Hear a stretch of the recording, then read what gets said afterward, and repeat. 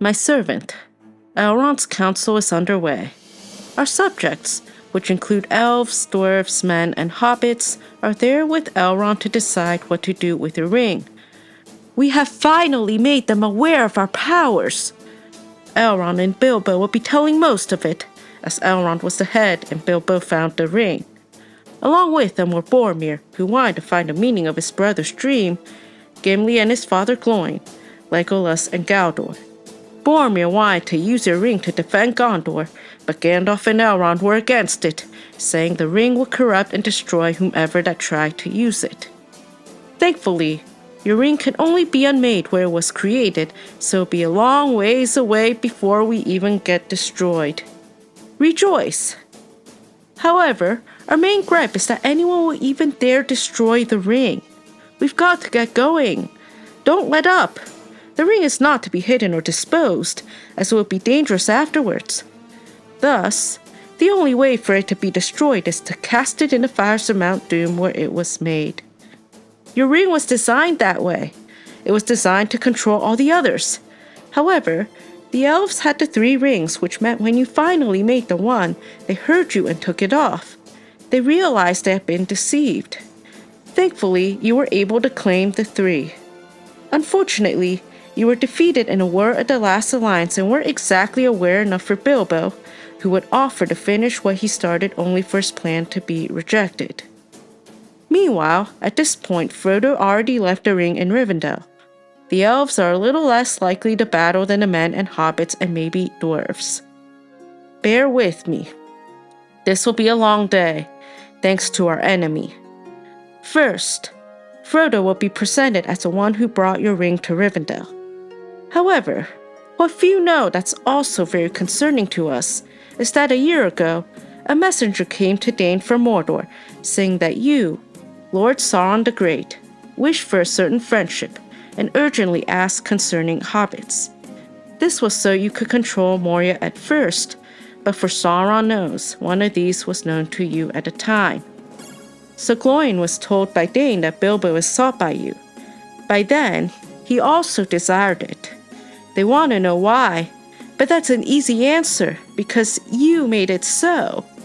See, the reason why they're having this council is because Elrond knew the most about the forging of your ring, and the 3 rings, aside from us, of course, as well as Numenor and Isildur, Spain. See, Elrond believes that during that time, many eyes were turned to him as the elven smiths and Moria had a desire for knowledge, his, as a matter of fact. Thus, he believed your ring to be their master. Also, between that time and Numenor, the last alliance was made by the faithful, those who followed the will of our enemy. See, you were much stronger back then. During the time of Isildur, Spain, you just came out of destroying Numenor as we messed with the mind of our affairs on the final king of Numenor. This was our ultimate plan all along. See, the Valar thought their band was for the good of the Numenorians. Remember the difference between the faithful and the king's men, far apart from one another, divided in the discord we've created. Even better yet, the faithful are in the minority. Unlike the faithful, the king's men were able to build the pride and wealth of the Isle.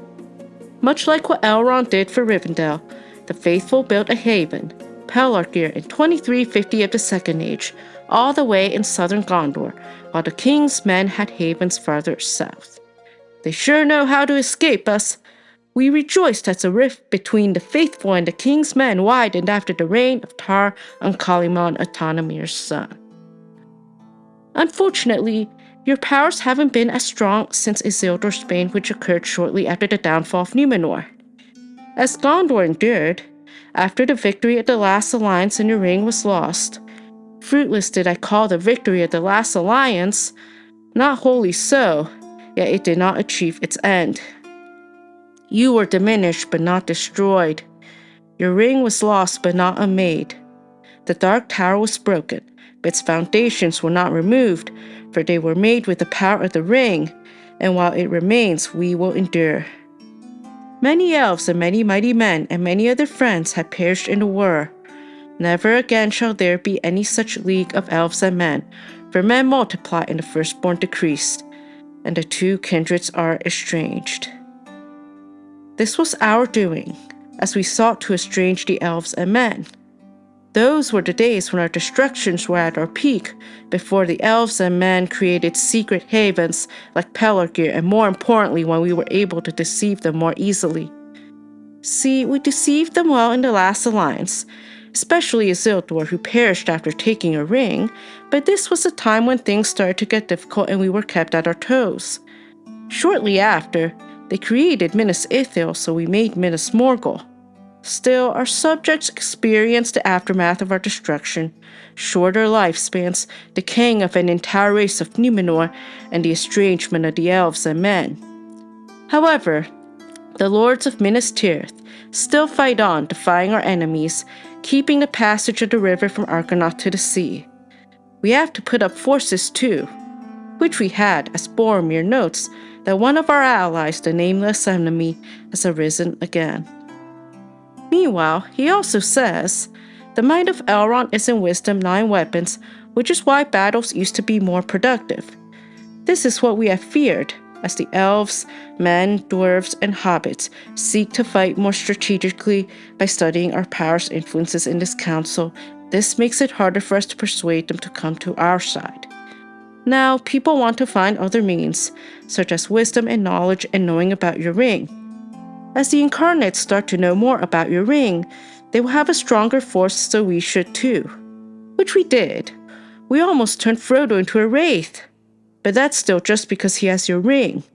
See, at the end of the Second Age, you were able to wash out almost, if not an entire race of the Numenorians. The key difference is that now, we have to focus on the ring bearers, especially whomever that ends up carrying your ring. This is wholly unlike the Numenorians who didn't need to carry a ring to be deceived. See, our enemy thinks the ring is to be destroyed eventually, as our subjects look forward to having a peaceful life when they all get back home. Maybe except Bilbo and Frodo, who have dreams of going west. This is because our enemy wants to use our subjects to aid in reducing our powers. Do they know we, too, have a body and a spirit? Using that logic, as the ring gets destroyed, so would your power, but your spirit will remain immortal. This is why it's so hard for the ring bearer to let it go. It's because you, Sauron, needed to be at your peak. While our subjects think it's because of their powers like invisibility and youthful looks, that's true, but these things come from you and your powers. We just have to keep that momentum for as long as we can. To our subject, who would be the ring bearer, it's exciting and addicting to have a device that will allow them to choose when to be invisible and also to slow their inevitable aging. It's like a book that can't be put down. But little do they know, our forces are working, bit by bit, within that book getting stronger as the reader reaches its house of origin. We don't want anyone near Mordor. Thankfully, Mordor allied itself with the Easterlings and the Haradrim. As Aragorn is introduced, Frodo sees him, believing as he is the heir of Isildur, Aragorn is the ring's rightful owner. Unfortunately, Aragorn saw through that, though this is when the ring is to be revealed. Our chance for our powers to finally be seen. There, Frodo's mind goes back and forth, wavering in the disorder and the chaos we have constructed. Let's make the most of this. Meanwhile, Gandalf knows about our tactics. At the worst, said he, we know that they have it not, and that it still is lost. But what is lost will be found. On a side note, Gandalf also claims to be swayed by Saruman the Wise, which was our doing. Poor Gandalf. For 17 years he has been out researching your ring. Oh, how we loathe when one gains wisdom. Those were the worst years of my life, right up there with the time when Elrond found this dreaded place. With that being said, I think we both know now that elves are not easy to fool, but men are easier to fool, which is especially evident at the end of the Second Age with the downfall of Numenor and Isildur's bane. After all, Isildur described it as a dark object in his note, but still decided to keep it. We even destroyed an elf, Gil-galad, by the heat of your fiery hand at the siege of Barad-dûr. This was after a siege of 7 years. Stay tuned. Keeping the One Ring at your power, Melkor Morgoth. Dear Sauron, even the wise might fear to withstand the 9, as Gandalf says. These are the 9 rings used to corrupt men. Well, duh. This is why men are easier to fool. They just didn't need to be the ring bearers like Bilbo and Frodo would. As we have mentioned earlier, the time for the elves and Numenor are gone, while the time for the men is just beginning, which is pure evidence that our glory days of the powers were long gone as well. Even though men were easier to fool, that goes to show you were much stronger back then, as you were able to deceive the Numenorians.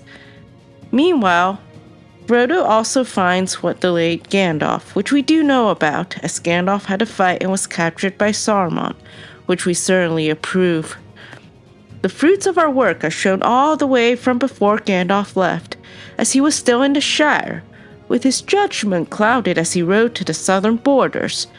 At first he thought it was one of us, but then he found out it was Radagast who would inform him of the Nazgul. They have taken the guise of riders in black, he says. Soon after, he was following the hobbits all alone. However, he was able to escape Weathertop, though he couldn't find Frodo. That was because our Nazgul captured him when he wore the ring. We always know how to find the most hidden places to destroy. See, I think we both know now that Frodo's our chief victim, as he was the one with your ring. This is all about what we are after. We are all about lies, sneakiness, and deception, as we don't create, but rather we destroy. The essence of the lie is that it allows us to reclaim our power so that your ring will remain yours. Our lie to our subjects, that they will achieve immortality by going into the West, was our key to destroying Numenor. However, now, our subjects are wiser, as they know the ring as more than just a magic ring, which they didn't before. See, with the Numenorians, we targeted the kings that were proud and greedy, as they were most likely to be jealous and desire immortality of the Eldar and the Valar. Then, after that, we had to start targeting the ring bearers. We convinced Isildur to keep the ring, which he did, even as Elrond counseled him to give it up. Now, we hear Gandalf talking about being swayed by Saruman. As he writes to Frodo, he was en route to Saruman's gate, as Saruman called him to the foot of Orthanc and saw a ring on his finger. Saruman was initially a chief member of the Istari, though we were able to sway him to come to our side. As a result, we rejoiced as he amassed himself as one of us, as Frodo talks about how fitting it was that he had a dream about this very moment, without knowing that the deed really happened. The truth was that Gandalf's plight was much worse than what Frodo heard. Cha-ching! See, first it seemed to him that Radagast had also fallen. Then, Saruman would try to undo his plot, as this is what we are about. Then one of the eagles, Gwahir, found Gandalf standing on the pinnacle, as the eagles saw many things on our part, the mustering of orcs, gathering of wolves, and the 9 riders, all whom knew about the escape of Gollum, who had the ring about a few hundred years ago. Then Gandalf was sent to Rohan, which unfortunately signified his gaining of wisdom on the ring, as he saw Saruman's lies. Saruman just wanted to see what's going on, but Gandalf had to take things way too far by messing with your ring. This is our time to shine, as Aragorn would say, your forces are stronger than ever before. Then Saruman must be a noble heart indeed, he says, and it grieves me more than many tidings I might seem worse to learn that Sauron levies such tribute. It was not so when last I was in that land. It's time for us to strengthen our forces so your ring and our powers would remain ours. Notice how I keep going back to this? This is because this is our main goal that we're working towards. Much like the hobbits in the future fellowship are planning on casting a ring, and subsequently our powers, into the fire, we are planning on strengthening our forces so that our powers would remain ours. Elrond will be saddened to hear this news, and this is also where we rejoice. Until now, he was blissfully unaware that Saruman successfully became one of us. Who would have thought? Mwahahaha. After all, he was originally the chief member of the Astari. Meanwhile, he reveals to the council that the ring can't be destroyed by him or Elrond, and Galdor suspects that you, Sauron, will expect them to take the Western Way when you learn what has befallen. Another reason why we must strengthen our forces to keep the council from succeeding in their task to destroy the ring into the fire. Elrond unfortunately confirms what we have feared all along. The ring must be shunned. It will be watched. Too often the elves have fled that way. Now at this last we must take a hard road, a road unforeseen. There lies our hope, if hope it be, to walk into peril to Mordor. We must send the ring into the fire. Then Frodo would dare ask how Saruman came to be. We'll tell you, Frodo. It's because Saruman used to be the chief Istari, though he became one of us. But since we are all about deception, we were able to hide that from Gandalf, who so dearly trusted him for longer than he would know. It also goes to show we did the same with Frodo. Elrond would say that they can't use it, as it belongs to you, after Boromir wants to take the ring to Minas Tirith and use it. The very desire of it corrupts the heart, said he, as he describes why you made the ring. For nothing is evil in the beginning, even you, Sauron, were not so. Meanwhile, Bilbo would offer to finish the quest, perhaps to have something to write in his book, or also because we have made the ring so that it is impossible to resist. After all, your ring, Sauron, gave Bilbo invisibility and youthfulness that few his age were able to achieve. Gandalf commends his offer, though suggested that since Bilbo has had the ring for quite a while, he would rather the ring go to one of the 4 hobbits. We shall see who it is. Your Honorable Master, Morgoth. P.S. See, the reason why Gandalf didn't appoint the task to Bilbo is because he thinks Bilbo is too old. Those hobbits, poor mortals. After all, you and I are thousands of years old, and were when you forged the One Ring. P.P.S. Elrond appointed the task to Frodo, saying that if he doesn't, no one else can. You don't really need to know this anyways, just as long as you find the ring bearer one day. This is because our enemy, through that small voice of his, said, I will take the ring, though I do not know the way. This means we must wait and see. He does, however, get recognized again as an elf friend along with the likes of Hador, Horin, Turin, and Beren, which brings some of the worst memories as we hang our heads low in misery, waiting for our next attack. I have a horrible feeling that the ring might actually be destroyed.